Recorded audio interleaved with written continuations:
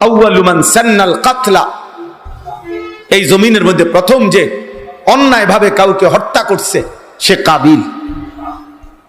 এই জমিনে সর্বপ্রথম নারীর ফাঁদে নিজের ঈমান যে বিসর্জন দিয়েছে সে কাবিল।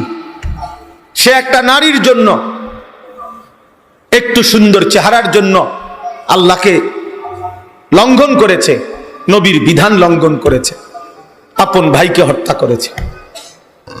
আল্লাহ নবী সাল্লাল্লাহু আলাইহি সাল্লাম বলছেন, কিয়ামত পর্যন্ত যতবার অন্যায় হত্যা হবে কোথাও, প্রত্যেকবারের অন্যায় হত্যার একটা গুনাহ ওই কাবিলের আমলনামা তো জমা হবে। নবীজির বিশুদ্ধ হাদিস।